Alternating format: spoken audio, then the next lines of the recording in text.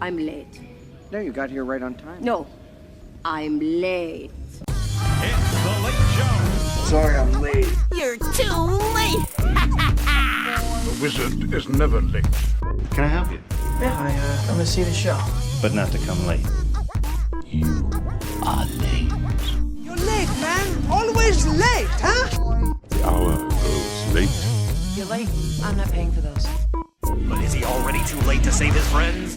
You're too late. And I'm like, dude. You're not going from Mary Poppins to a savage killer.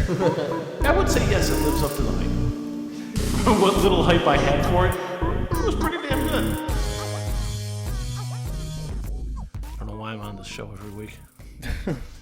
Yeah, you don't even get paid. Yeah, that's the other thing I've been meaning to talk to you about. You're an unpaid intern. You're doing it for the exposure. Yeah, if only you got on roleplay, you wouldn't have to do it for the exposure. You'd get $50. Woo! Assuming the Kickstarter hits its goal. Yeah, I haven't checked it actually. I haven't either. I'm imagining it's probably still 1,100, so. Probably.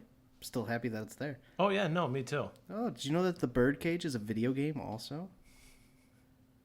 I don't Like think like a Telltale game where it's like you make choices, and Albert will remember that. Have you ever thought how strange the plot of The Beauty and the Beast is? This poor girl is forced to leave her father's home and become the prisoner of a terrible monster who is at... Hold on. Who is, at least in his own eyes, above all law. As time goes by, she warms up to the Beast and eventually falls in love with him. Then he magically transforms into a handsome Prince Charming and, well, that's what we call Stockholm Syndrome. I'm sorry, that's a video game? Yeah, The Birdcage retells the folk legend the way it should have been to begin with, as a conceptual, story-driven metal album set in modern times and dealing with the psychological and social aspects of this grim crime. Gitta is a young and fair-looking girl. Oh, okay, so it's... Does it say who the game's director is, and is it American McGee? Because it sounds American McGee-y. Director is Arnold Nessus. Nessus? Oh, okay. What? Never mind. It says it's a video game, but then it says it's an hour and 10 minutes.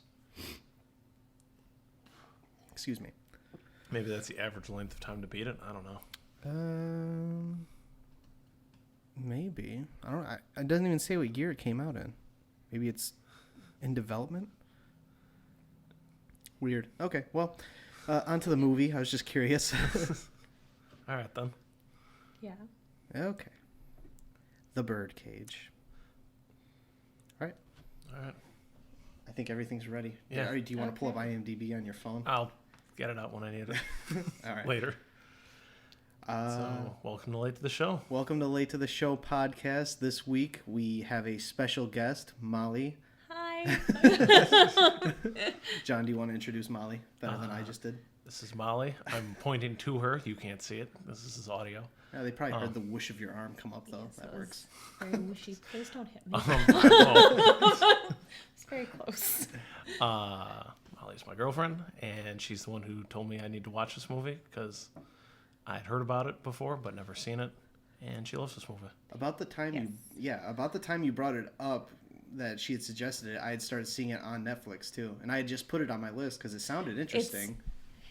It's one of my favorites. It's one that, weirdly enough, my sort of conservative parents, like Dad worked on Reagan's campaign, they loved it. Like, I remember watching this as like a 7 or 8 year old and loving it. And watching it as an adult now, I'm like, oh man, I didn't realize how much they swear.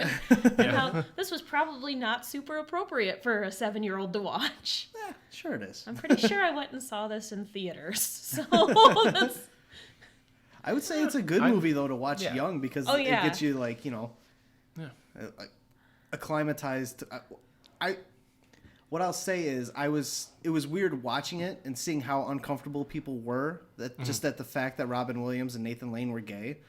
So seeing it younger is kind of a good way to like acclimatize people to like, gay culture and stuff like that, and just how people can be different and show them also that these people are jerks. Yes. Shit, there was something I was going to say. I can't remember what it was now. Way to go. Yeah. Is it the conga? No, stuck in that's your been stuck head in my after head this movie. all day. It's like this and We Are Family. I was gonna say We Are Family is a good one to get stuck in. I was like, how long is this song? Yeah, it was a lot longer than I thought that song was. So during the TV edits for that, they cut out like almost all of that part at the beginning where it's like We Are Family over and over again, and usually bring you right in on Robin Williams being like, "Where is Starina? Where is she?" Oh, that's weird. So it was very weird because it's been a while since I've seen that part, because a lot of times it'll just be on TV and I'll be like, "Oh, Birdcage, I love this movie," and turn it on for background noise. That's weird that you say it's on, like, you've watched it on TV. I'd never even, like, heard of the movie until a couple months ago. Okay. But I'm glad I did, because like I said, I really liked it a lot, actually. Yeah. I liked it, like, not that I thought it was going to be bad, but I liked it more than I thought I was going to. Yeah. It's kind of fun to see, like, Hank Azaria playing Yeah. Agador Spartacus. Yeah, he was really good. Also, very ripped. Yeah. Having just seen him do interviews for the voice acting documentary we just did. Hank Yeah. Azaria started the movie 2 weeks in a row. But also, I mean, I don't know if I've seen too many like live action Nathan Lane movies, but Yeah. I've seen The Producers and I love that movie. And so he was hilarious in this one too. And he played almost like an opposite character. Yeah, Because he's he's a womanizer in that one. Max Bialystock. Yeah. You haven't seen No, The Producers yet. I have seen The Producers, Okay. but I saw the original. Oh, like, Zero Mostel. Zero Mostel, So you had a Gene bad Wilder time version. then. I loved that movie. You liked it? Yeah, I liked it a lot. It's not. I don't like it as much as I like the I've- Nathan Lane, Matthew Yeah, I did Broderick, not like see the musical. Matthew Lane? Nathan Lane one. Well, in the 60s, trying to relate to what they thought was super silly and outrageous of that guy who's playing Hitler. It's like, Yeah, it was Yeah. silly. He's He supposed wasn't to be being- Hitler. I know. And he was acting like a hippie. It was I'm fantastic. saying it wasn't nearly outrageous enough. It's just like, I mean, he's just being weird. I mean, it was a little bit edgier for the time though, because like Right. World War II is still recent memory, whereas like it could be a little more outrageous in like the early 2000s. Right, but that's what I'm saying. Like, I can't relate to like Yo, that yeah, feeling of no. how outrageous it is. It's like, this is pretty tame. I don't know, maybe just the whole fact that it was springtime for Hitler. And then Rhine land's a Hit- fine land once more. I do walk around singing "Springtime for Hitler." Actually, probably weirding out my neighbors. So this is really bad. I showed that in my music enrichment class this year. Oh, that's because awesome. It's PG-13, and they all. I did this project where they had to write their own musical, and they're all obsessed with Hitler because it's a bunch of 13-year-old boys. So you know, as you do. Right. So I was like, fine, I'll meet them where they are. Yeah, it was fun. That was a fun permission slip to write too, to send home. So, and also, I haven't really seen too many, to be honest, Robin Williams movies. hey, me neither. We actually, before Yeah. coming here, I looked at the list, and I want to say like 3 movies. And like none of the good ones. Because Like, I've seen RV, Oh yeah, I have seen that one. which wasn't that good. it's okay. I mean, I've seen Night at the Museum, but that's not a Robin Williams Oh movie. yeah, I forgot he was in that. Yeah, he's just kind of small part. I've seen Flubber, but that was a long ass time ago. Flubber's great. I remember the previews for Flubber on many VHS tapes I have. Oh yeah. Aladdin. Yeah, well. But Those are the you haven't seen Mrs. Doubtfire, which is like Oh shit, I've seen Mrs. Doubtfire. But okay, I haven't seen any of his serious roles. so I haven't seen really good. Good Will Hunting. I haven't seen. Dead Poets Society. Oh shit, I have seen that one. I saw that one in high school, so that was a long time ago. Yeah. 1 Hour Photo is a psychological thriller, and he's actually really good in that. Is that the one about narcolepsy or That he was in Wait, Insomnia. insomnia? Insomnia that's is the that opposite one. of narcolepsy. 1 Hour Photo, he plays like a photo clerk, and he's really creepy. And yeah. I did see him in a Law and Order SVU though, where he was a bad guy. Okay, I always wonder how they get like A-list actors on Law and Order SVU, where it's just They like save their money up for the yeah, season. I guess, but like sometimes I'm Save like, pennies. or like Stephen Colbert was on Law and Order SVU. Was he really? Yes, he was. He was like he played either like somebody who was like super religious and like Catholic church or like Okay, I can see that. deacon kind of thing, and then he like murdered people. Oh yeah. Yeah. Robin Williams murdered his wife, and then blew up a recording studio and jumped into Hudson Bay Oh wow! to get away from the cops. So Yeah, pretty intense. Yeah. But what I liked about this movie was it was a good blend of like comedy and some more serious stuff. Like the speech he gives to his son, Val, when he says, I'm just a middle-aged fag. It took me 20 years to figure this out. I was like, ooh, that was a pretty good scene. Oh, yeah. I thought it was really cool. I was like, God damn, Robin Williams. Yeah, I was gonna say this definitely kind of hits that really good tone of like there's the dramatic, there's the serious stuff, but then like the entire dinner scene is fantastic. Two boys playing leapfrog.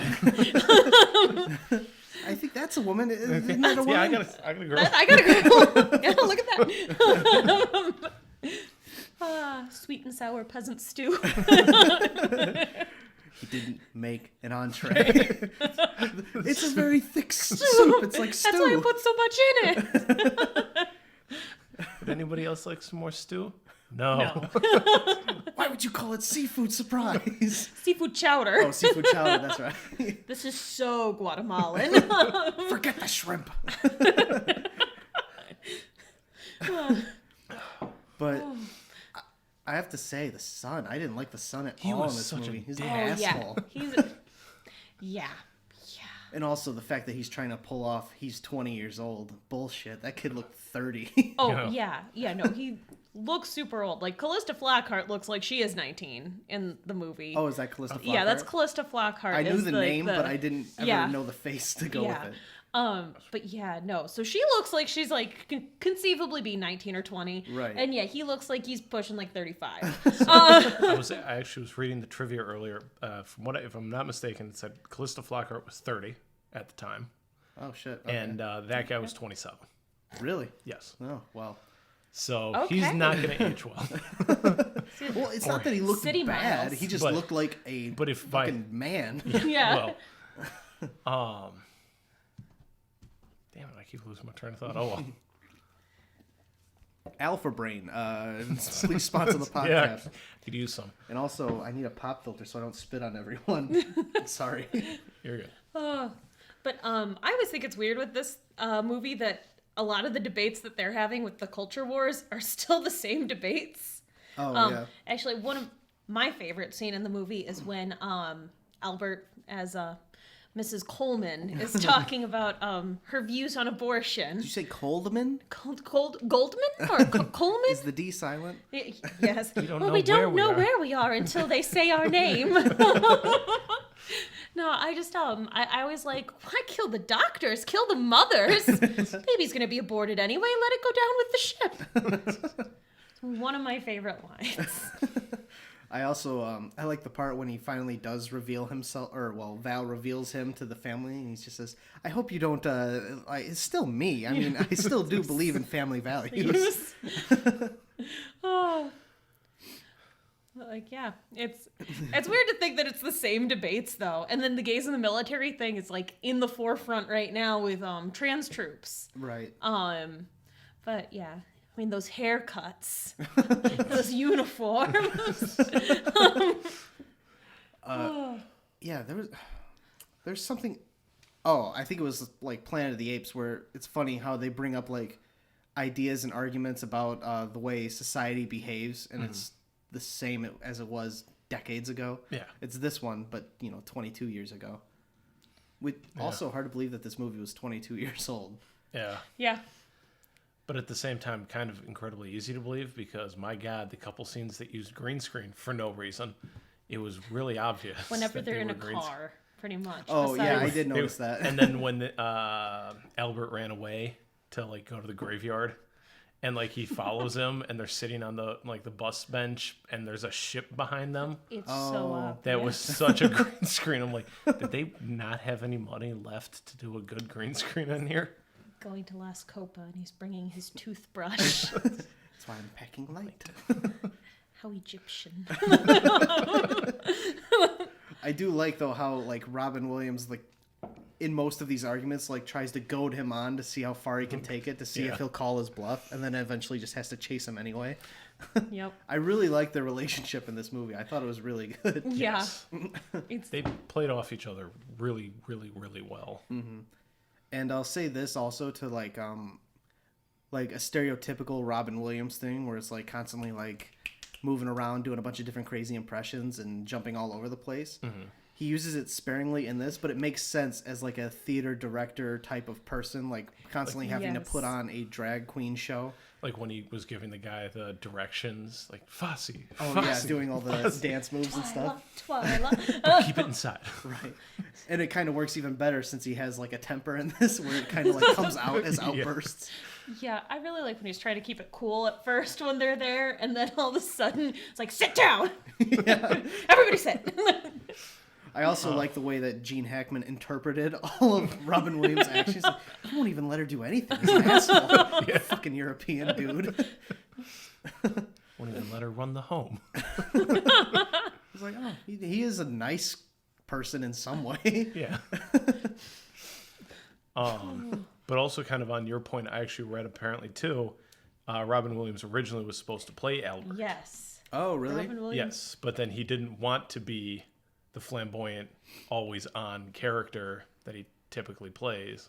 Oh, so he wanted call. to try and take a different role. And yeah, no, I think that was a really good call there. Yeah, especially because I really feel like Nathan Lane kind of stole the show with this movie. I loved him in this. Like every time like Robin Williams would slap his hand. Yeah, the outburst.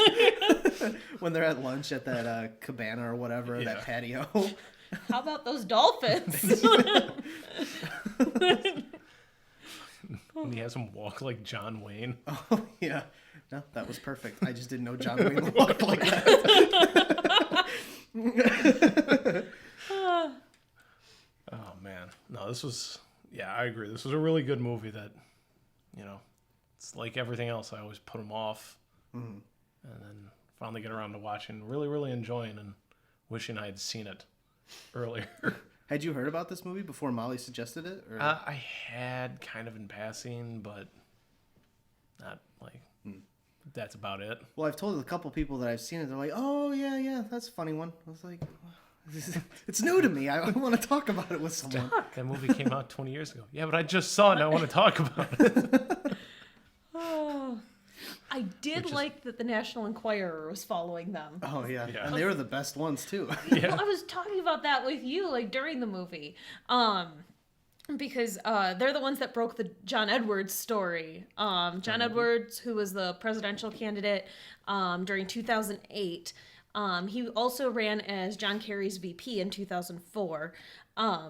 He had an affair with a staffer, and she ended up having a kid. Oh. But he blamed it on another staffer.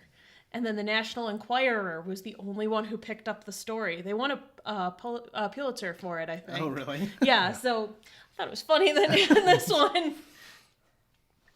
Yeah, I'd never even heard of John Edwards. I knew nothing about Oh, that. okay. I'm a really big poli-sci nerd. Oh, yeah. well, that's cool. But that's cool that it is like that, though, that they Oh, yeah, they're a parallel. almost kind of called it out. Yeah. Oh. That's because they're willing to bribe drivers $20 every time for news or info. Let me tell you, for that, Gene Hackman was really lucky his driver didn't recognize him at the end, because then he would have had the news following him there when he was dressed in drag. I gotta check something. Okay. Because was it the number that they sing and dance to in Christine Baranski? I can't remember her character's name. Her office Vera is or something? it was Oh, originally Leonard the Hofstadter's mom. That's who I know yeah. her from. It was originally that song "Love Is Going Around" was the original opening number for A Funny Thing Happened on the Way to the Forum, which Nathan Lane played Pseudolus, who's the main character back in the 90s in that. So I want to know around what year that came, what year he was doing that, because I want to say 94 for that. Is that a theater thing? Yes. It's a great. It's also a movie, also with Zero Mostel in it. Yes. Oh, really? So it seems like Nathan Lane just keeps taking stuff that Zero Mostel did before. Well, he reps it out, too. I'm also checking something here because, and maybe I was just a guy who looked a lot like him, but when they were all panicking and getting the place together for when they arrived, the person who was taking Hank Azaria's character's measurements, that guy looked exactly like Alan Tudyk. Like I thought it was Alan Tudyk. Oh, really? Yeah, and I'm looking, but it doesn't look like he would've Didn't been see it yesterday, but yeah, in 1996, Nathan Lane was in the Broadway revival of A Funny Thing Happened on the Way to the Forum. Weirdly enough, with Ernie Sabella, who was Pumbaa. Oh, really? Oh, wow. The Lion King. So they've been in a few things together, you know. Funny thing that happened on the way to the forum. Funny thing happened on the way to the forum. So actually, the song that they sang, so it was the original opening number, and then it just tanked during previews. So they changed to a number called Comedy Tonight. However, that number still exists, except it's the lead-in to Act 2 is Love is in the Air. It's an underscore, though, so you never hear the words. Oh, okay. So, yeah. So when they're talking about, you remember that show we did? They're Yeah, talking about that it's show then. Funny thing happened on the way to the forum. Oh, okay. So, yeah. Yay! They never actually said the title Sorry. of it. They just Yep. said, you remember the thing we did. Yep. It's a funny thing happened on the way to the forum, unless they were in some kind of musical review where they were just, you know, doing like, numbers. you know, numbers that were cut from shows. Well, I mean, the movie got a 7 out of 10, which is pretty good. 1966. There's actually a really good community theater version on YouTube as well. I think it was MIT did it. Oh, really? Yeah. That's a good one too, though. You should watch it. Yeah. I it haven't is. seen a lot of musicals, really. I mean, like, probably The Producers is my favorite one. I do love The Producers. I'm trying to think what my See, favorite. that's the other thing too. Yeah, it's the musical version of The would be. Producer I've seen. I don't even think that was a musical. It's not. Yeah, no, it's not. It's not. There's Springtime for Hitler, but that's about it. Yeah. By the way, I will say this. This I know.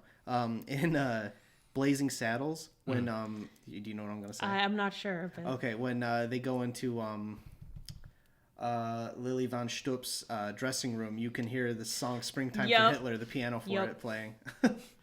Awesome. Oh man, I love that It's movie. been a while since I've seen that one, but I love that movie. Blazing Saddles. Yeah. I just watched it on Saturday. You defended its honor on Saturday. Yeah. Scott didn't care for it. Scott hates Blazing Saddles. And Really? he likes Godfather 3. So Yeah. So Well, you know where his taste Scott's at, I guess. got opinions. That's yeah. They're not good. hey, could have been worse. Could have been Could way have been worse. It could worse. have been worse. Has that kid who played Val done anything else other than I think I saw that he had an Oscar nomination if it was looking at the right person's name. Und Oscar? Yeah. Also, speaking of first son things of a I've bitch. seen people in, it's also I think the first thing I've seen Gene Hackman in. So Really? yeah, Really? I think so. You've not seen Young seen, Frankenstein, like, haven't Superman? you? Oh, okay. Yeah, I've seen Young Frank. Yeah, he's the blind man in that. It's been a long ass time since I've seen the Young Frankenstein. You seen Superman though? 'Cause- No. What? No. Sorry. Superman 1, 2, No. 3, 4? No. You haven't seen Quest for Peace? I'm pretty certain. Wow, I don't you're think- really missing Is he out in there. That one? Yeah, he's in all of them. He's Lex Luthor. No, I know he's Lex Luthor. I didn't know he was in the fourth one. Yeah. I think he is. Right? Yeah, It's John been a- Cryer oh, yeah, is his it's nephew been- at one point. Yes. It has been so long since I've watched this. I didn't But no, realize I've Gene never- Hackman was a Marine. Also, I was reading in the trivia he was on I mean, he's Richard big enough Nixon. to be. He was on Richard Nixon's enemies list. Really? Yeah. Yeah, he Which also- is great. Why then he turns around and does the Richard Nixon like peace thing on the ladder, which was also a great moment when he's trying to escape out the back and the entire media's right there. Right. Well, shit. I don't. Oh, he was on Will and Grace in 2003. I don't Oh, Sex and the City. But I mean, Was I he don't in Sex and recognize. the City? Steven. Okay. It just says Steven. PH Steven. Episode Evolution in 1999. Maybe I was reading. Maybe I got my names mixed up. Probably did. Dan Futterman. Oh, he was in Capote. Ah, Okay. so maybe for that one. You can scroll down and it'll tell you if they've got any nominations. Where at? It just is known for filmography, No. related, personal details. Did you know? Here, I'll find it. Oh, he wrote the screenplay for Capote. That's Whoa, really? yeah, that's what his Oscar nomination is. God damn. Also, was I the only person the entire time watching that thinking that guy looked like Bradley Cooper? Because I thought he looked like Bradley Cooper. I didn't think that, but looking at this picture, I don't know when it was taken, but he looks like Hugh Jackman. Yes, he does. Like budget Hugh Jackman. Yeah, great value, Hugh Jackman. See, I'm still seeing Bradley Cooper. I see Bradley Cooper when I look at his face. I could Like like a it looks younger- like Bradley Cooper mixed with Hugh Jackman. Maybe. Okay, maybe that's what it is. Yeah. They had a child, apparently. Yeah, in 1967. So yeah, he was. Oh yeah, 20, we already talked about this. 27. Yeah. Shit. Yeah. Anyway, not 20. No. No, nor It'd did be if he I look tried to it. play a 20-year-old. Yeah, you couldn't play 20 anymore. No.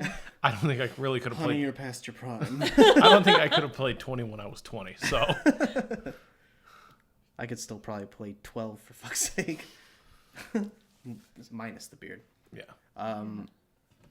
Yeah, good for Dan. I don't know. I had a 13-year-old this year in class who had a fully grown-in beard, and it was really? the weirdest shit. Like, he was also 6'3". Oh So yeah, that it's very rare for a middle schooler to tower over me. Like, just drinks his milk. Drinks his Flint water. Makes everyone bigger. I can say that I'm from Michigan.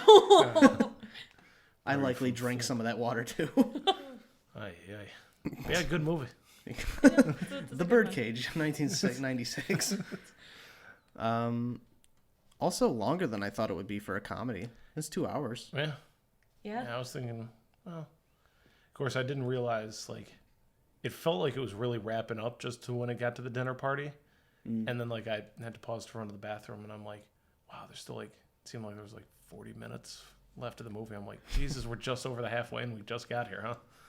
Yeah, me and Kate had to stop watching because we had a thing to go to at like 1 o'clock, and there was only like 12 minutes left of the movie. They packed a lot into the last 12 minutes, though. Yeah. Like they did kind of like wrap it up quick Real because quick.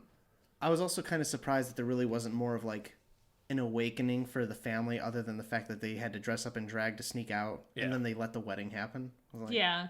I mean, I don't really know if much of a lesson was learned. No, I don't feel like they learned a lesson at all. Yeah. But No. they got to get away. They did. They did get to get away, and then they had to have a bunch of drag queens at a wedding. Yeah. That Bob Dole also apparently attended.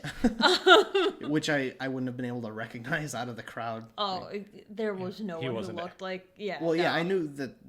Well, I was Yeah. wondering because of the way it was cut. I was like, does that drag queen think that old lady looks like Bob Dole? Is that what the joke is? Because it just cut to her and she just looked around for a while before she said, "Who's the mother?" Yeah. I would say that it would not like help enjoy the movie because the movie's enjoyable, but knowing a little bit more about the 90s politics would, I mean, help but- more. Just because it is kind of topical for that time, but still the themes are pretty accessible to anyone. It really is. I mean, if you know a lot about like Bob Dole, when Gene Hackman calls him too liberal and couldn't hang his hat there. Bob Dole was known as like almost a firebrand conservative, but still in that old like style conservative, like talking H.W. Bush instead of like Donald Trump or Okay. any of like the current batch of conservatives, with pretty much the exception of like John Huntsman and John Kasich. Okay. So yes, sorry again. Political nerd, like it's bad. Well, Andrew Laudacina will definitely like this segment of the podcast Yeah. because he knows a lot about politics. He actually donated money to some of the candidates, I think, in the last election. Oh I wow! was like, what the fuck? I don't have money to donate. How do you have money to donate? Yeah. He's just working at Schnucks. Andrew, you were just working at Schnucks. You know, if you care about something, Yeah, good for him. But I know he likes politics, so this will be good for him. oh good. But yeah, no, it is fun to like think of things like that where this is kind of like they're really making fun of the moral majority, like the whole with the Senator Keeley dying. Yeah. Yeah.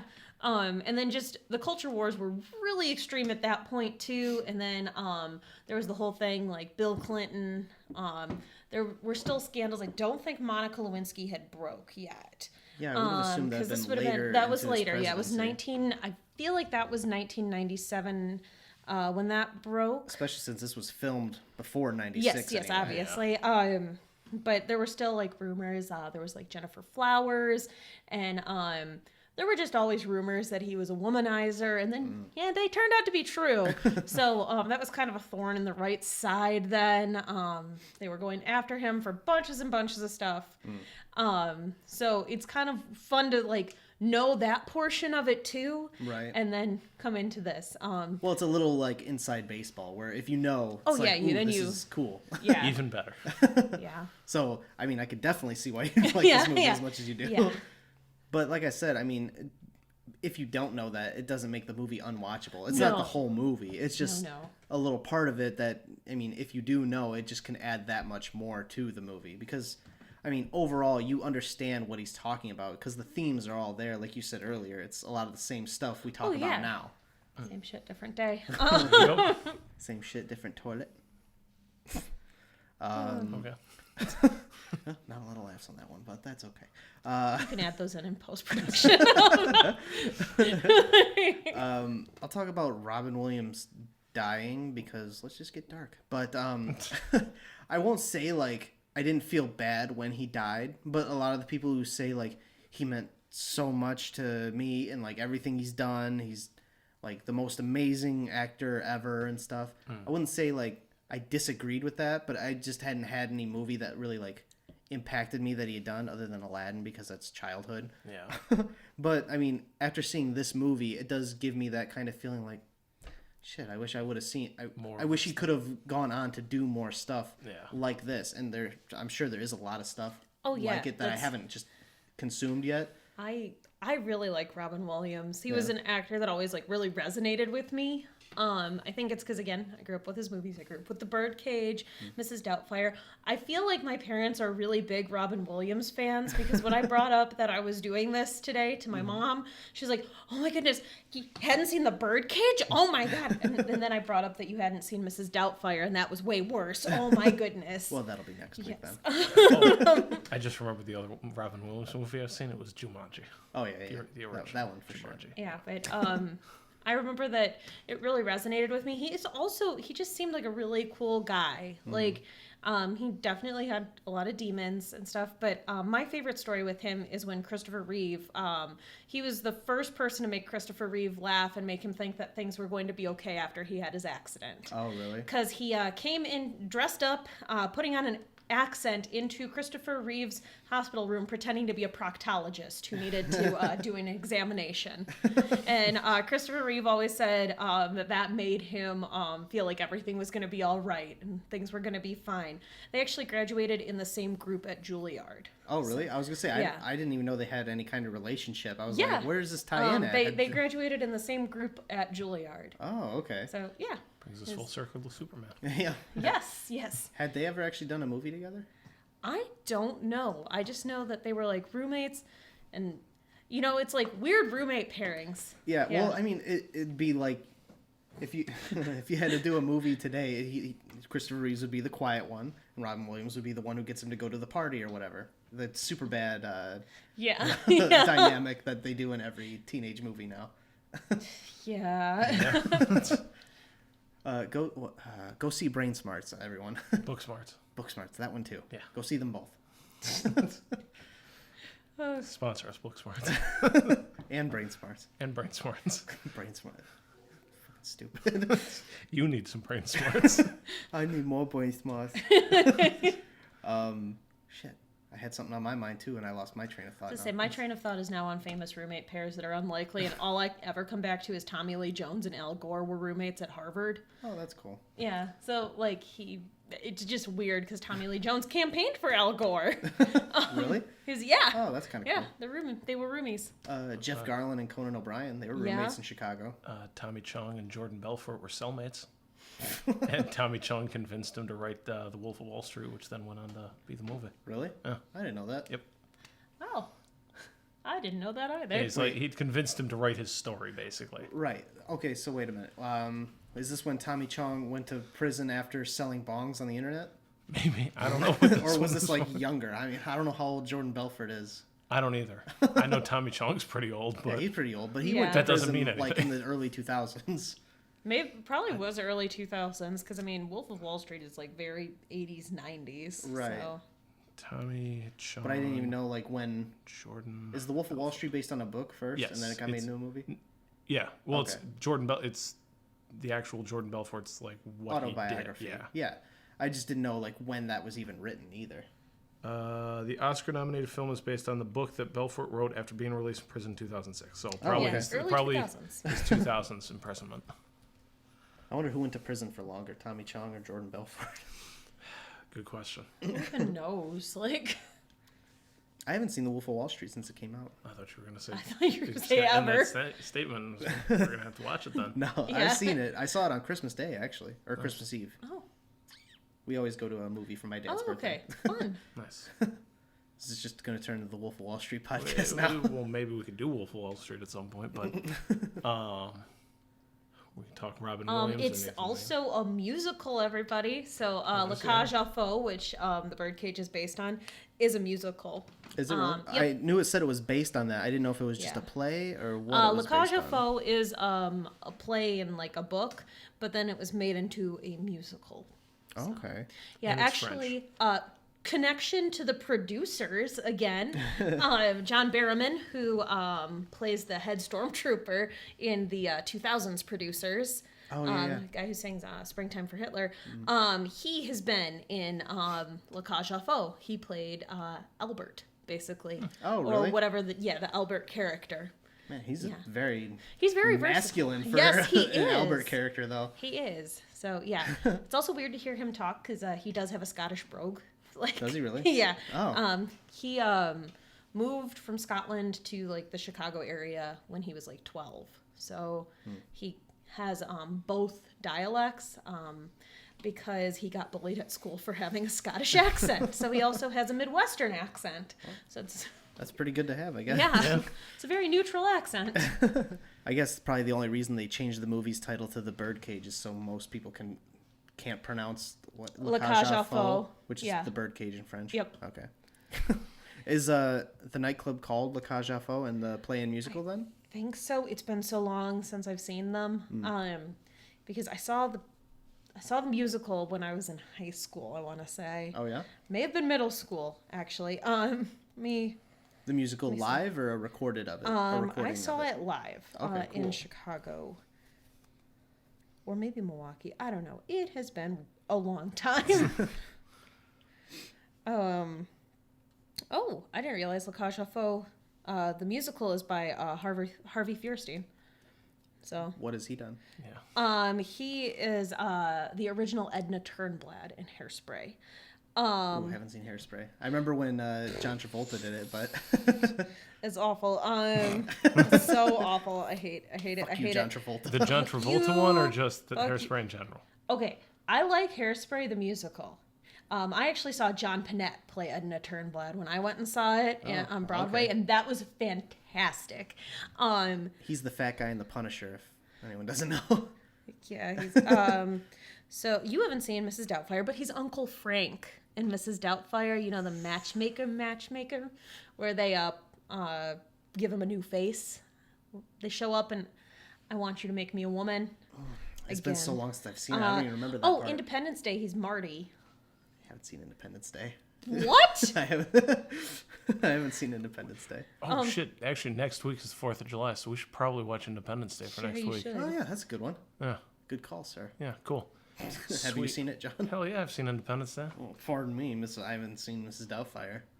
Did you just call me Miss hasn't seen Mrs. Doubtfire? I had the tur in there. I just left it out. He was Yao's voice in Mulan. Oh, that guy. Yes, that guy. Oh, I know that guy. There we go. So yeah. He's also in Duplex. He plays the old lady's son and the realtor, who tricks like young couples into going into this duplex. Never even heard of it. Oh, it's with Ben Stiller and Drew Barrymore, Yeah, and that guy. cool. Sorry, I'm finding out fun. So faux, La Cage aux Folles, literally means the cage of mad woman. However, faux is also a slang term for effeminate homosexuals or queens. Thanks, Wikipedia. I knew Faye was that, but Yeah, but faux. Faux. Huh. Faux. Interesting. Yeah, so It's spelled like F-A-U-X, right? Folles. Oh, what the fuck? Yeah, French No, is weird. Nope. So I thought, like, I think at the end of the movie though, it's spelled Faux. F-A-U-X no. in the credits though, Because isn't it? faux, F-A-U-X, is false. Right. That's Yeah. maybe my brain just turned it into that. Well, like I said, I question. need more brain smarts. So Yes, you do.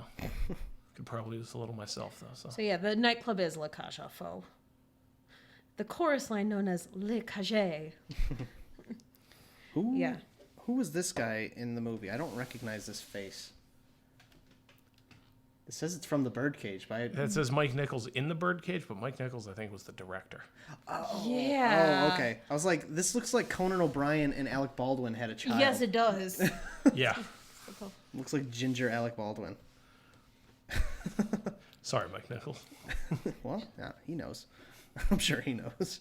Diane Wiest. Yep, Diane Wiest. Okay, yeah, I like her a lot. She's one of the moms in Parenthood. She's really funny. I couldn't remember her name though. Like when I was watching the movie, I was like, can't think of her name. She was like one of my favorite characters. She's great. Trying to patch everything up with a nice, lovely white wedding Right. with a diplomat. Cultural attaché. Oh. Yeah, I was a little bit bummed that she was still very much like, though, also still like the very waspy type character when they found out that they were a gay couple. I was like, come on, Mom. But also she seemed to have been on board basically immediately. She's like, they're men. They're both men. Well, she And like he's just knew what was going on, but she still didn't like it, which was kind of the bummer. I mean, she really got into being in drag, though. Yeah. Like, at the end. Where... Yeah. Well, I was also surprised that she wasn't more offended by the, I've never done this with a guy before. She's like... She's probably just like, what the hell? Today's been a wash. Let's... Fuck it. Just fuck it. But yeah, I didn't realize the movie was rated R either until I heard the couple fucks. I was like, oh, okay, cool. Yes. Except I can see why it was easily edited for TV because yeah. I like, mean, there's nothing too offensive. Yeah, there's not like nudity or anything. Yeah, no, in it. it's just, you know, Just a drop the funny F romp of bomb a a movie. couple times. But yeah, and also it's not like fuck this, fuck that every line. It's just Yeah, no. when it comes in, it's useful. Yeah. Oh yeah, no. sorry. Fuck the shrimp. I liked the redecorating of the apartment. That's one of my favorite parts. Like, don't add, just subtract. The giant crucifix of Jesus too. I like how you've decorated. It's very austere. I think the Nancy moose head Drew. probably would have looked more I masculine. know. Or probably a little less out of place than the giant Jesus cross. Giant crucifix. Or are we just crucifying right there. someone too? Well, you have the entire collection of Nancy Drew. Sit! Please. You need more ice. Everybody needs more ice. Oh, those are my mom's. Like I said, though, I felt bad, like, every time Nathan Lane tried to, like, help out, or then the whole time they're redecorating the apartment. It's just like, I feel bad that this kid's not getting it. What an asshole. Like, yeah. I was like, that's the only way I could see him as being a 20-year-old is, like, he's just not acknowledging other people. It's like, well, you selfish prick. Okay, I guess you are 20. Yeah, you know, sometimes you think back to it and you're like, God, I was awful. Like, I guess it kind of paid off where he, like, finally came clean like, for hey, everyone. yeah. But it's like, I mean, but at that point, you know you're found out. You might Like, as well. come on. It's like, you could have come out about this a while ago. It's like, whatchamacallit, Barbie. She seemed way cooler with, you know, Mrs. Coleman Yeah. than anyone else.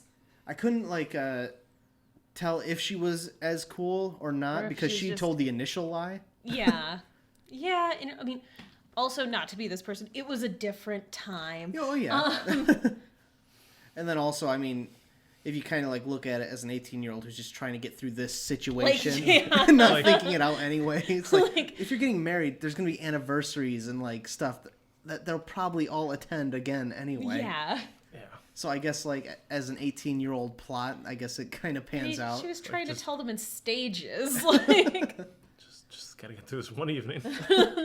But I did like it was a weird relationship between Val's real mom, yeah, where they were, like, cool. yeah. Because it was, like, well, not Val and her, but Robin Williams and her. Yeah. They were, like, kind of cool with their arrangement. Like, she got to have her she career got to and have- he took the baby. Yep. I was like, huh. And I'm kind of curious as to more of, like, how that happened. Like, that almost could have been a movie in itself, where he tells the backstory. He's like, you know, I was gay, but I was like, let's see what the straight guys are talking about. Yeah. And he had sex with this woman one time and ended up getting her pregnant. Yeah. Like, honestly, that could be its own movie. Just like that whole... Like a comedy of errors there, too. Right, yeah. Well, a little bit Parent Trappy, too. How they just take the one kid and then whatever. But his and hers kids. yeah. But, like, the fact that he was, like, still cool with her. Like, when they met back up, it was like, old times. Remember like, that? Yeah. I mean, it didn't seem like either of them had reason to be, like, mad at the other or anything. Well, I mean, Robin Williams could be mad at her as, like, a negligent parent, but at the same time, not because he's not attracted to her anyway. I think that was their arrangement, though. Like, well, that's what I got, too. He gave her money, but he got to have the kid. Mm-hmm. That may have been, like, their choice, because this was probably one of the only ways for him to have a kid at that point. Right. Well, also a bold move to... Well, I guess he would have been 30. He said he was 50 in the movie. Yeah. So I guess it's not that bold to have a kid at 30, but... No. I mean, he wasn't with Albert at the time. No. So, I mean, he just was a single gay dad. Yeah. I only said gay because it's already hard being a single dad, but gay in the 80s or 90s. There was really no way to have a kid at that point, because, I mean, that's still an issue today, is gay adoption. Is it really? Yeah. Actually, I think it's South Carolina recently passed a law that you can discriminate for adoptions on the basis of homosexuality. Really? So, yeah. Oh. So you got to be, like, good heterosexuals to adopt. Well, stay out of South Carolina, I guess. Yeah. Go adopt North Carolina babies. They'll be cooler anyway. Still Hanka's area. Always can't walk with shoes on. Yeah, the first fall when he's going down the stairs, that one got me. Like Pratt Falls, like I just got done. Yeah, well, I just got done watching the Chris Farley documentary, the new one on A&E, and every Pratt Fall they show in that still made me laugh. Even when they're talking about his drug problem was way out of hand, and then they cut to a B-roll of him falling, I was like, all right. Why did you do that? The editor there has good comedic timing. I mean, it still makes you laugh, but then you're like, yes, very, very serious tones. Yeah. So this is like weird, but I think some of those drag queens who were in this movie were also in a movie called Connie and Carla. It was written by the woman who wrote My Big Fat Greek Wedding, and she also stars in it. Oh, really? And it's about a drag club. It's about two women who hide out from the mob that is chasing them because they accidentally took like a kilo of cocaine. All right. Yeah, and they saw a man murdered. It's not the greatest of movies. I love it. They saw a man murdered, and they decide to pretend that they're men and hide in a drag club. And I could swear that some of the drag queens in this movie were also in that movie, and I need to look that up. So wait, Connie and Carla are disguising themselves to look like men looking like women? Yes. Yes. That sounds like it'd be even harder to do than just be a guy trying to make yourself look as much like a woman as possible. It's not high art, but it's very funny. I'm surprised it's only 2004. I hadn't heard of this one either. Oh, was that long ago? Oh my goodness. Toni Collette. I want to say We Are Family is on that soundtrack too. It's also the leading song. We Are Family. Oh, Debbie Reynolds appears as herself in that movie. She does. Ooh, Don Ackerman is the Super Faye guy. Yes. Everyone remembers the Super Faye I guy. didn't realize that Tom Hanks was one of the producers. Oh, really? Yeah. Oh. Yeah. You know what? He would actually be good in The Producers. I could see him playing Leo Bloom. Oh, yeah. Well, maybe not now. Like, you, but now younger. He'd have to be Max Bialystock. Yeah. I would actually say The Producers was one of my first steps into musicals other than, Disney and stuff. Yeah. But, like, when that came out, when I saw it, it was around the same time I saw the episode of Curb where Mel Brooks casts Larry David as Max Bialystock. Yep. With Ben Stiller being Leo Bloom. And Ben Stiller's like, are you sure you can do it? I mean, he really casted you as Max? He's just kind of like suggesting that Larry David can't do it. And then I was like, oh, wait, there's like different cast for... Because I had seen that movie and like knew it as a movie and then realized that it's an actual Broadway play that Matthew Broderick and Nathan Lane They were the performed original in cast. on stage. Yep. And then with John, who loves, what's the newest one that everyone loves? Hamilton. And then realizing that there's different cast for that also, when it's like known for having the Wayne Brady in the cast and stuff, and like who's the guy who wrote it? Lin-Manuel Miranda. Lin-Manuel Miranda, but he can't perform that everywhere. So when they do it in other places, it's obviously a Oh, different Wayne yeah, Brady tour was- cast, yeah. And Wayne Brady was only in it in Chicago. Well, I don't know if he was only in it in Chicago, think but he he was was only in in it in Chicago. Chicago for like 3 months. Oh, I thought he did it with the original cast also. No. Oh, okay. No, I was Leslie just Odom excited Jr. to hopefully was the see it original with Wayne Burr. Brady. But yeah, no, touring casts and touring productions are really a huge thing. I have a few friends who've traveled in touring productions because, again, music major. And then I've played for a couple of touring productions because the cello market is not that. There's not a lot of people in it, especially in this area. So Right. if something comes through and they're like, "Hey, these 3 people can't do it, so we're calling you now." That's awesome though. Yeah, it pays well. Job security. Yeah, job security is pretty great. Yeah, no, so touring productions are really, really cool. And sometimes that's how people get their start. So Raul Esparza is a really famous Broadway actor. He was in the revival of Company. I got to see him play Che in Evita, which is really? one of my favorite. Also, my dad got to see the original Broadway cast of Evita. So you're talking like Mandy Patinkin, Patti LuPone, like just cool. big names. And that was when they used to do a lot of times when shows before they went to New York, they'd do previews in Chicago. So that's how he got to see that. Well, there's the Mandy Patinkin Theater on. It's one of the Columbia College buildings. But yeah, so cool stuff. Yeah. Well, I it's just love stuff theater. like I didn't know about and stuff. Oh, yeah, no. I'm not a theater major by any means. I was in a play in 7th grade, but Nice. that's the extent of my theater. Obviously, I have a fine actor. I was in the play. I was Rapunzel's prince. Let me tell you. Got rave reviews. Broadway World did a write-up.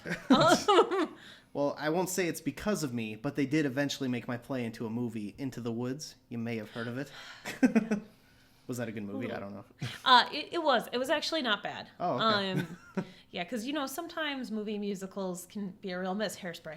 I hate that movie so much. John Travolta, you're not welcome on this podcast. Yes. No. Like, He's one I'm okay with fucked saying. It's it like, you know what? up. Well, I like John Travolta. I was just kidding. No, not No, I'm anything. sorry. No, he ruined any goodwill I had towards him with that. Now, is it his fault or is it maybe a director's fault? No, it was him because he told directors that he didn't want to play it too faggy or too gay or something like that. How can you not? You're playing a fat mom.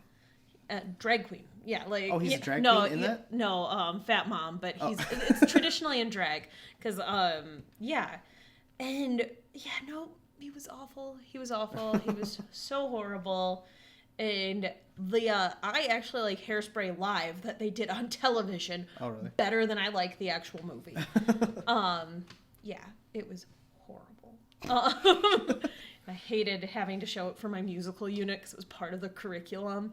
That's part of the curriculum? It was part. We had to do Hairspray, and also the school I was at did Hairspray this year. Oh, okay. I ended up not being super involved with it, but also we did Hairspray with not enough black kids, so that was really interesting because there's an entire segregation part to Hairspray that just I don't think really resonated. Also, the kid who was saying there's a song Run and Tell That where it's the darker the berry, the sweeter the juice, and Nomar is a very light-skinned Latino. So he was always like, it feels weird singing this. I'm like, just go for it. It's not offensive. Yeah, no. Well, now I feel like I need to see Hairspray. I feel like I'm out of context. So bad. Well, not the movie. I'll see something else of Hairspray. Just listen to the original Broadway cast recording or something. It's a much better experience. Yeah. Yeah. Whew. Watch the John Waters original. Pink Floyd, John Waters? Pink Flamingos, or yeah. There's no, that's Roger Waters. That's Yeah. the lead singer of Pink Floyd. Okay, The dude with the little mustache. The little mustache. John Wall. You'll recognize him the millisecond you pull a picture of him up. He looks familiar, but That guy. He does make an appearance in the Hairspray movie. He's the flasher who lives next door. gross. The flasher literally is in like flashing yep, people. yep. Okay. Yep, trench coat and all. Huh. April 22nd. Is that Earth Day? Is it the 24th? I have no idea. I don't know. If you people out there listening know the answer, let us know. Please comment, like, and subscribe. I'm calling now. Oh, is that my phone going off? Let me just check it real quick. Yes, it is Earth Day. Like, oh. That would be really weird because it'd be like 2 weeks from now. Yeah. It was Earth Day. I'm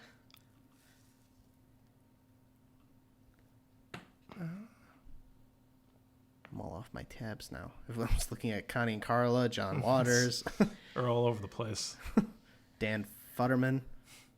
Who I forgot to close out of his picture on here because I was going to point out that he looked like Bradley Cooper, and I had to close out for something, and it came back, and his face was still on my phone. I'm like, what the fuck? You probably made it your wallpaper. You like Dan Futterman. No, currently my wallpaper's from the Umbrella Academy. The Umbrella Academy? Yeah, it's a show on Netflix that was originally a comic book. It's pretty good, except for the violin playing. It's very fake. Oh, like, is it like a bad sync up or something? Oh, it's just so bad. It's like, I made students watch it and like tell me what was wrong with it. Oh, really? Yeah. He got to sit next to me as we watched it, and just watch me be like, oh no, fuck that, no. Is that stuff you just like cringe at when you actually see it? Yeah. I think it's one of the worst that I've seen for fake playing. The other one is the girl who plays the cello in Mona Lisa Smile is just so awful. I think her cello's on the wrong shoulder. It's like, why? Why even try? Just give her a trumpet at that point. Like. Have you seen Law Abiding Citizen? Yes. How was the cello playing in that? Do you remember? I don't remember. Okay. Because they have the whole montage of his... Jamie Foxx's. Thank you. Jamie Foxx's daughter playing the cello on stage, and it's cutting back to Gerard Butler I think cutting up that guy. one might be okay. What actor? So in Mozart in the Jungle, it was an Amazon series. They had an actor who actually plays the cello. play someone who plays the cello, and it was like super Intelligent choice. Dermot Mulroney. Dermot Mulroney. Yeah, he plays the cello because all of a sudden I was watching that show and I was like, that's like real.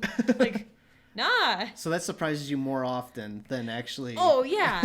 Like, all of a sudden you'll see somebody playing and you're like, oh, they actually know what they're doing. I listen to Bill Burr's podcast, The Comedian, and he plays the drums also. Oh, okay. And so he's talked about before, though, like every music video from the 80s, like whenever they'd hit the snare, it's like a kick drum playing at the... I mean, I'd imagine drums is really bad. Just because there's so much to do. And, like, people get it wrong all the time. And there's not, like, a lot of nuance to drum because, like, you see it come down and you know what sound each drum is supposed to make. Yes. Yeah, that's always... Yeah. Watching people play instruments in movies and things makes me cringe now. Have you seen Whiplash? Yes. How was that then? I love Whiplash, okay? Like I really liked it too. That is one of my favorite like movies centered around music. Yeah. I wish there was like a school edit that I could show and be like, see, I could be worse, guys. You think I'm mean? Look at that. Like well, it'd be funnier if you just showed it to him with, like actually bleeping everything out. Just say like imagine what this could be.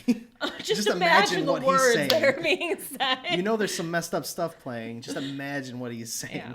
Yeah. I just saw the American Dad episode that parodies Whiplash, where it's the clown school.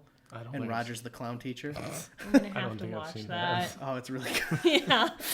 Steve goes to clown school. He's like, I can't wait to finally see who my teacher is. Wait, it's going to be Roger, isn't it? It's totally going to be Roger. And then Roger comes through the door, and he's like, He's wearing a really tight black T-shirt and his arms are jacked, and he has like the hair pattern that he has. We need to watch this. It's really good. I like the Bongo Cat version of Whiplash. Bongo Cat? Isn't this the little guy with the drums? I'll just show you a picture. It's an adorable cat playing the drums, being yelled at a lot by J.K. Simmons. Bongo. I spelled it with a K because I'm stupid. Bongo Cat. Oh, that? Okay. Yeah. I also like the Weird Al parody of that. Yes. Where he's announcing one of his tours, but like he splices himself into the scene with J.K. Simmons. Here, hold on. I'm gonna. Tempo. We do this every once in a while. We Yes! just play a video. Yes. Okay. Little trouble there. Pick it up at 17.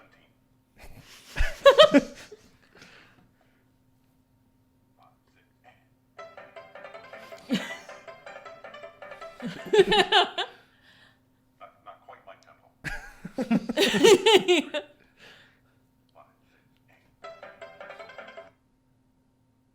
Downbeat on 18. Here we go. 5, 6, 8.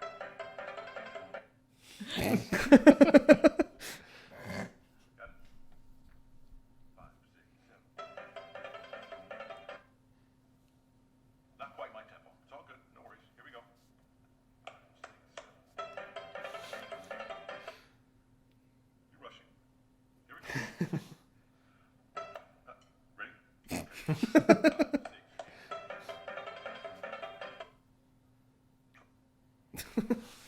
Have you seen Whiplash, John? Yes, I have. I love that movie. All right. It's weirdly one of those movies that as soon as it's done, I could turn right back on and watch again. Yeah. Well, it really is like one of those roller coaster type movies where it's like, oh, Jesus. Now I got to look up the American Dad just so you can see Roger as him because it looks so close. It's like, oh my God, that's one of the better like caricatures of someone. Can't wait to meet who my teacher's going to be. It's going to be Roger, isn't it? I don't want to do your survey. Yep. Okay, here we go.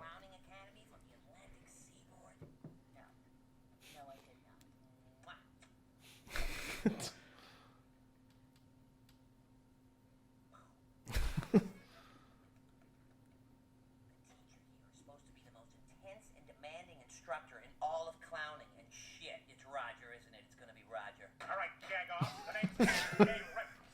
Look to your left. Look to your right. By the end of the semester, 60% of you will be dead by your own hands.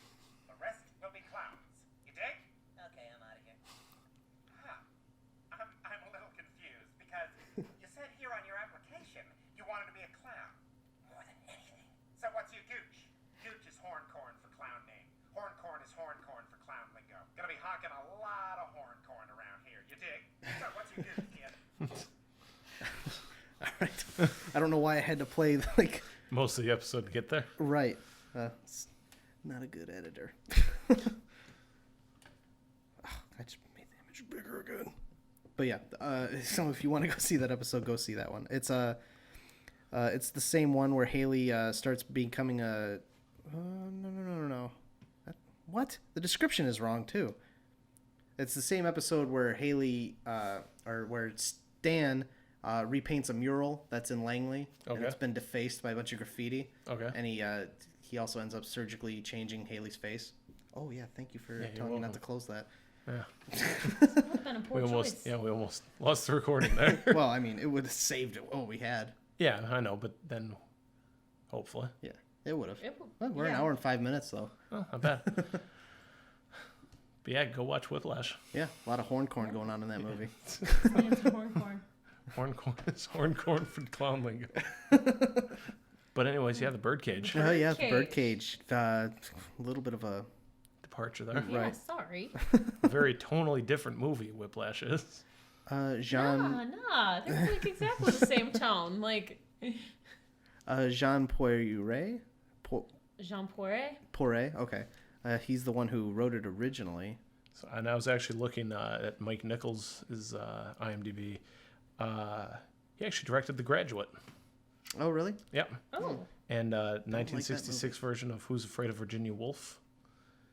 And then a bunch of other stuff. The last thing he did was Charlie Wilson's War. I love that movie. Isn't that Tom Hanks? Yep. Yep, and it's all about so one of my favorite geopolitical areas is Pakistan and South Asia and like India and Afghanistan and all that kind of conflict. So Charlie Wilson's War is like really sums up about how like the U.S. really fucked up in Pakistan. Okay. Because had they been able to fund schools and everything, the Taliban probably wouldn't have been able to take hold. What years was this? This was in the 80s. So the 80s are when the United States trained Osama bin Laden. Yeah. So fun fact. We learned our lesson from that's Vietnam. our fault. So he was a member of what's called the Mujahideen. And because this was during the 80s and the Soviet scares and stuff still going on, and we were in the Cold War, the Soviets had encroached into Afghanistan, Pakistan, and they needed help. So the U.S. decided to train these Mujahideen to fight the Soviets, and did push them back, but then did not provide any support or any like reconstruction efforts or any infrastructure, and like things were destroyed because there'd been a war. Right, on their turf. On their turf. And the U.S. just went, okay, good luck, peace, see ya. Thanks for hooking us up, by the way. Yeah, so then, there's like a bunch of weapons, and then the people in power have them.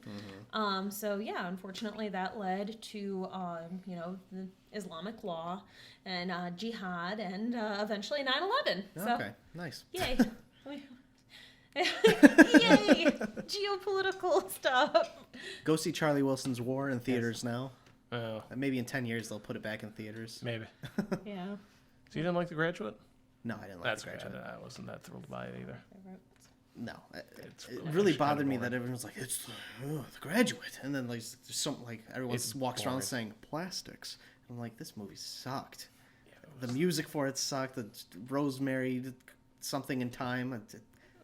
That stupid song that plays through so much of it. No, well that one's a good one. That one, I like that one. No, but the really Scarborough Fair. Is that what it is? Oh, Scarborough Fair. That song sucks, and I didn't really see how it like fit with the movie. Are you going to Yes. Okay. Yeah. Fair? Horrible flashbacks now. Yeah. Rosemary and. For some weird reason, that was And always Laurie on Tunnel Seasons. Radio at like Disney. That was another one that sometimes showed up. That played at Disney? Well, it's okay. So underneath the Magic Kingdom, there are tunnels called utilidors. Oh, that's where the characters go through. So Well, everybody does. Oh, okay. You're not allowed to cross lands in certain costumes. So if you are like, let's say a prospector at Big Thunder Mountain Railroad, it wouldn't really make sense for you to walk through Adventureland, would it? So you got to go down in the tunnels, and they smell like trash, and they haven't been updated in a while. And this, Disney has a system called AVAX, where it's like basically a high-speed trash chute, and it shoots the trash out at like 60 miles per hour to like central stuff. It would be awesome, but they don't do the upkeep on it. So eventually you'll be walking through the tunnels, and all of a sudden there's like puddles of trash juice, and then it drops on your gets in Cinderella's wig. Her weave is just like so messed up. Like it's the same one from the 50s, so maybe or the honestly. 70s. When does Disney get made? Disney World was opened in 1971. Okay, so 70s. Yeah.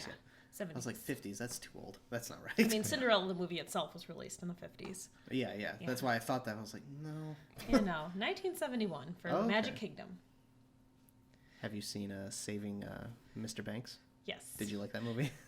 I did. However, I can see why the estate was not happy. Not the Disney estate, but what's her face? The lady who wrote. Yeah. Okay. I can see where she may not have been happy because she hated what Walt Disney did with her beloved Mary Poppins. Oh, she did hate it overall. She hated it. She hated it. Oh my goodness. That's there were plans for like sequels and stuff that they just like got from the estate. That's why they were able to do Mary Poppins Returns, which I still haven't seen and need to. But so Disney had wanted to make all these sequels, and she went, no, fuck that. I'm not giving you any more rights to my books. And then I think Disney finally offered them enough money. So Tolkien's the same way. Christopher Tolkien's not giving any more rights to like the Silmarillion or anything like that. Well, it's because the Really Hobbit good choice. The Hobbit was. Pretty gnarly. It was like the George Lucasification of Peter Jackson. But still by Peter Jackson. Well, that's what I'm So saying. Peter It was like him Jackson. becoming like George Lucas, where it's like, Yeah. why are you doing all of this? It was This supposed is to be Del unnecessary. Toro first. Yeah. Oh, really? Yeah. Yeah, that would have been. And it was only going to be 2 better. movies. Yeah, I Which think would that have the whole been better. 3 movies thing, that's a cash grab. Come Yeah, on. yeah. Like, Well, it's, I mean, they did every YA book. The last in the series, they always had to make it 2.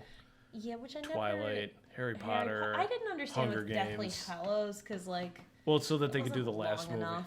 Well, then they could do the last movie as a big old battle. Yeah, but. I wish 6 would have been 2 movies because there's a lot going on in 6. That was like my favorite book. It was Yeah, also the yeah. first book that I read before seeing the movies Oh, because I okay. had caught up at that point. Oh, okay, So then when okay. I saw the movie, I was like, "Fuck, this sucks." Okay, I got so mad because I'm like, there's not.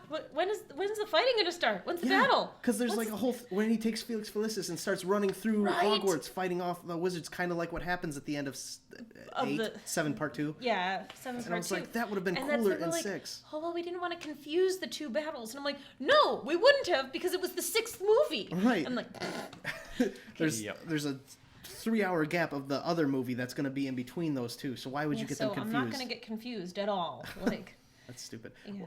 I'm gonna get confused. This is 6 movies in. Like, are you gonna confuse every scene they're walking down the hall at Hogwarts? That's stupid. Oh, shit. That's I thought I was definitely watching from the Sorcerer's same- Stone. Yeah. Oh, what are these 18-year-olds doing here? When they get so old. Man, that's a weird choice. Weird choice. Was that a flashback that we were watching earlier? Oh, that was 7 hours ago in the marathon. Sorry, ABC Family. Or Prisoner of Azkaban, where no one got a haircut. Yeah. Or Goblet of Fire.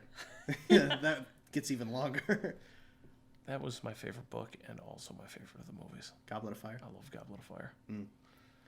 But if we're talking scenes that were disappointed were cut, the one that I still remember is in Sorcerer's Stone when they're going into like find. I don't remember what the area is when they go under the door that Fluffy's guarding. Oh, okay. To the Yeah, Sorcerer's to the Stone. Yeah, heading that way, and they skip Hermione's challenge where she figured out the potions. Yup. I loved that part in the book. Oh, I don't even remember that part of the book. That's a book I've only It was read like- once. Like, because it's I think Wizard's Chest first. Yep. Then Hermione, like, there's like a lineup of potions, and she has to figure out which one isn't poison or some Yeah, shit. which one's I don't not going remember. to kill them? Oh, yeah. And she figures it out because she's Hermione, and of course she does. But then for some reason she has to stay behind, and then Harry goes and confronts. I would say the what's his face only by himself. argument for being able to do that is because Hermione. Hermione? What the fuck? Hermione like cleaned house on pretty much every other task they had throughout the movie anyway. So like they already know she can handle herself. It is kind of weird that she would stay behind for Ron. Yeah. It's almost kind of like foreshadowing that they end up together, I guess. Yeah. 7 movies Like later. a long ways. Like, yeah. But yeah, I guess I didn't even think about that, how she doesn't get a task at the Yeah. end. Yeah. because they just leave. Yeah. They fucking leave Ron. It's like it'll be fine. Sleep it off, Ron. You'll be fine. You didn't even get stabbed. You just fell off a horse. You only fell 5 feet. This is Hogwarts. This is like a fucking Tuesday at this school, all right? Oh man, I always wonder what that would be like. Cause like, so when there's an accident at school, like you have to fill out an accident report and stuff. Like Hogwarts, it'd just be like, like does this count as an accident? He only fell like 5 feet, It and comes with the territory. his bones in his arm are going to regrow. It's gonna be fine. Well, first of all, no one gave a shit about Harry back home anyway. Yeah, like, That's true. It's So like, they didn't even give a shit they're about like, an accident for him. did he die? No. Fuck. God damn it! Like, Actually, they would want him around just so that I don't know how taxes work in England, but they can use him as a dependent. So I don't know if you've actually speaking of two of the Dursleys. Have you heard the theory that like the Horcruxes like corrupt people and make them terrible? Oh, and that Harry because made them Harry's a shitheads. Horcrux, He made like them like shitty. when they dropped them when Dumbledore dropped him off, they're like, these people are fucking fantastic. They're such loving, caring parents. They didn't say that. No. Oh, That's his like- thought process. He's then- like, and then like 11 years later, it's like, no, they're shitheads. It's because Harry's there and is like corrupting them with Voldemort's evil. Yeah, that's a good thought. But you think, well, I guess I don't think J.K. Rowling's thought that far ahead at that point. Well, I mean, she'll probably add it in next year. Just say, oh, Also, yeah, that's what it they're was. all gay. Every single Yeah, person's right. gay. Which brings us back to the Birdcage. I was trying to remember, what's his Aunt Petunia? She's Oh, yeah. actually a man. Yeah. Playing drag as a woman, played by Nathan Lane. Yes. You go and watch the movie now. It's somehow Nathan Lane's. Like, Wow. It's just like magic. J.K. Rowling was right. I saw that. Oh, another thing that I was like, having read the books after seeing the movies, but also having played the video game, that they just totally wrote out Peeves. yeah. Yeah. Yep. Peeves Right. did not exist in. That's I mean, she eventually kind of writes Peeves out entirely. I don't really remember him in later books. I don't think he's even in anything after the second book. I think he's in 3 a little bit. I don't. They also He do the gets same. referenced, Maybe. but I mean, they do the same to all the ghosts, pretty much too. Yeah, Like Nearly Headless Nearly Nick Headless stopped Nick. showing up Well, a I lot. was sad that we didn't get to see Nearly Headless Nick's Death Day party.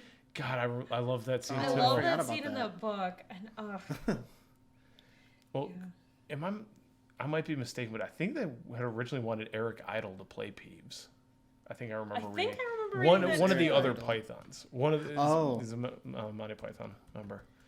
I think one of them they wanted to be Peeves. I don't know. My favorite of the Harry Potter video games are Lego Harry Potter. Yeah. They're so fun. oh, okay, yeah, I know Eric Idle. I haven't played Lego Harry Potter, but Dude, it's so fun. And there's like a lot of like little references to things. It's a lot of fun. well, they do a really good job with like inside joke references type stuff. The Lego games. Yeah, I love the Lego games. I think the only one that I don't have out of like the movie tie-ins is the Incredibles one. Oh. Yeah. I had the Indiana Jones pack. I like that one. Do you? Yeah. I like the Pirates of the Caribbean one as well. It's probably my least favorite out of them though. But the Harry Potter ones are like my favorite. Actually, no. I like the Star Wars ones. Jurassic Yes. Park's pretty good, but I didn't even know they had a Jurassic Park so one. the Jurassic Park one, it's the Jurassic World game, but you get to play through not only Jurassic World, but all 3 of the original Jurassic Park movies. Oh, really? That's cool. Yeah, it just sucks because you have to play through the second one. That's usually where I get stopped. I'm like, ugh. Yeah, JonTron called it the lost potential because it could have been good. Yeah. Well, anyway, the Birdcage. The Birdcage. Birdcage. I wish there was a Lego video game. Lego of the Birdcage. Lego Birdcage. Well, maybe that's what that game was that you saw earlier. That was about Beauty and the Beast. The Lego version of the Birdcage. Yeah, maybe.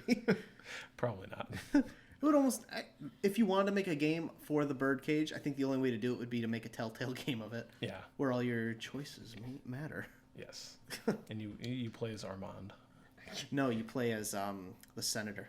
So you have to make political decisions the whole time amidst your scandal. Oh my goodness. He's dead. He wasn't in his bed. Whose bed? Yeah. Prostitute. She was a minor. Black. I don't know. He was smiling real big. I thought he looked weird, but he was smiling, so I thought it was fine. His last words were, "Grab my wallet on the desk, chocolate." I like how that just got worse and worse throughout the movie.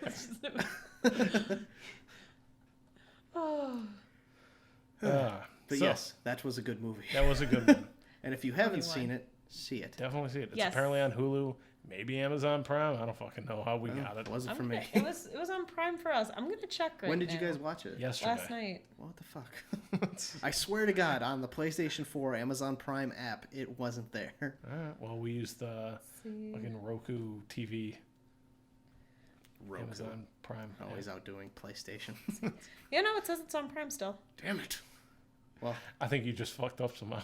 it said it was unavailable. I don't know what Included the- with Prime. I have Prime. Maybe you don't. I just took $119 out of my account. I know I have Prime. You better fucking have Prime for $119. It's like Amazon Music didn't work the other day, and I was like, I paid $83 for this. You Really? need to work. Oh, Yeah, we use Amazon Music a lot though, because we got all the Alexas. I did. Well, okay, the Alexis makes sense, but I did use Amazon Music before Spotify because Amazon Music was actually cool if you just had Prime. Now you have to pay for unlimited and all this other crazy nonsense. I'm like, God, are you kidding me? Like, that sucks, but... I still use Apple Music. Yeah. Spotify. Every once in a while, they give me 3 months for 99 cents, and I cancel one account and start up a new one on a different email. Nice. Smart. That concludes the Spotify portion of this podcast. Please Sponsor. Please sponsor Spotify. Our podcast is available on Spotify. And iTunes. And YouTube. And YouTube still. Because Andrew, you watch it that way. Right. We don't get any analytics for it, but... No, you can go to YouTube for I know, its I'm analytics. saying, but we get all our analytics through Anchor. Yeah.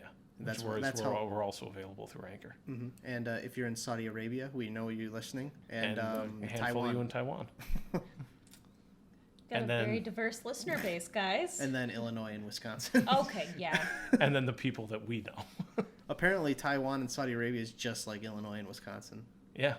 Indistinguishable from the Midwest. Exactly, you know. That's what they say about those two countries. It's like Saudi Arabia, Taiwan is the exact same as Illinois to Wisconsin, you know. Sounding like live on Fisher Island, be buried in Palm Beach. Great family values Then in you've Saudi got Arabia. the best of Florida. The best of the world is the Midwest and Saudi Arabia and Saudi Taiwan. Arabia. Yes.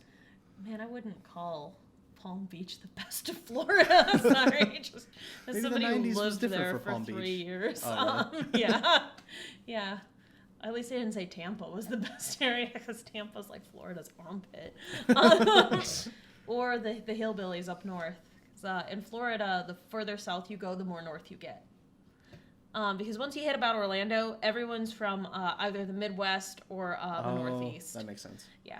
My grandparents live in Central Florida. Yep, that's where Orlando is. Okay, Yeah.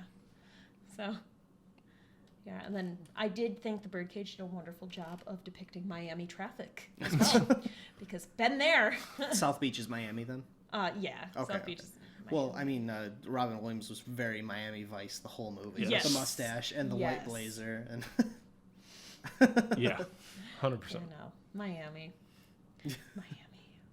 Is Miami cool? Driving in Miami is the worst. Miami's cool. Like, there's some really cool stuff, like where the Birdcage is supposed to be. It's a whole bunch of Art Deco buildings, like from the 1930s. Really cool architecture. Really shitty drivers, though. We're either going 15 or we're going 90. There's really no in between on the interstate. Oh yeah, so then where Val's mom got stuck for that bridge. Sitting there, what would have been better is if she was like boxed in by like 3 retirees. Just being like. I was gonna say, yeah, it's either all old people or people on coke driving probably in Miami. There's also the tourists. Oh, yeah. Who rubberneckers are maybe from regions or countries where the rules of the road aren't clearly defined. That's what Florida is. It's like, yeah, no. Like I had friends who, 2 of my really good friends are from Europe, and they refused to write "turn on red" when we lived in Orlando. And like people would be honking at them and be like, "Fuck you! You gotta turn!" I'm just like, "It's a red light!" Like, we can't turn. It's a red light. And I'm like, "No, actually, it's legal." This fucking country. Yeah. My one buddy, he's from the UK, but his parents are from South America. But anyway, they moved to Chicago, and he said his mom almost got in an accident like dozens of times trying to make a left turn. Yep. Thinking she could just make a left turn in front of everyone. Yep. That's. Whew. There are some scary moments when you drive with people in Orlando, because it's like, oh, you're not from here, but you know, how different can the UK be? Very different. All right. Very different for rules of the road. Yep. Yeah. Also, Ashley I know the merge like a zip thing, that is supposed to be the most efficient, but you still seem like a colossal tool if you drive past a line of traffic. Wait, they merge like zippers instead? Yeah, merge like a zip instead. Like if so you know, merge.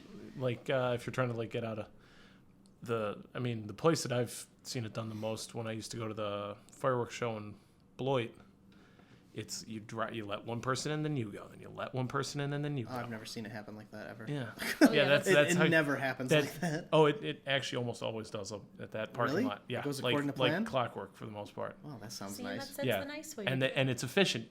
it's like stop, go, stop, go, stop, go. But you're still moving. You don't like really slow down too much. Like you don't feel like you're like, fuck, I've been sitting here forever. That sounds nice. I feel like I've been missing out on a part of life. I've never seen anyone like just let someone. It's like, oh yeah, go ahead. Yeah. People didn't really do that because she'd be like, nope, they've got to let me in, and it was like, no, it's going down to one lane. You can't do this. Like nobody's gonna let you in. They've got to merge like a zip. Oh yeah, so in that instance, I'm like, oh, you want to fucking go? You want to fly up ahead? Like, I will get as close to the fucking person in front of me. I will do that too. It's like I will remember what color your car is. Like, I hope I see.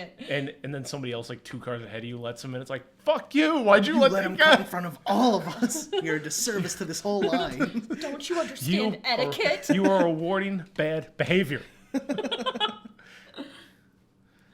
And that concludes the traffic portion of this podcast. Don't try flying in front of everybody when it merges down. It makes you an asshole. You will look like a tool. And yet somebody will unfortunately inevitably let you in. Mm-hmm. It won't be me though. It will never be me. Well, okay. I think we've pretty much wrapped on everything we've come up with for the Birdcage and the Miami area. No, not sorry. That was a good podcast. Yes. Hour and a half. Good timing. Yeah. Good timing. And then, so next week we're going to do Independence Day. Yeah, we have to. Works. You got 4th of July next week. What day is 4th of July? Thursday. Yep. Oh, okay. So right before it then. Yeah. Well, same week of. It works. It's our 4th of July episode. Right. So I'll open it up with a instead under all of our movie quotes. Yes.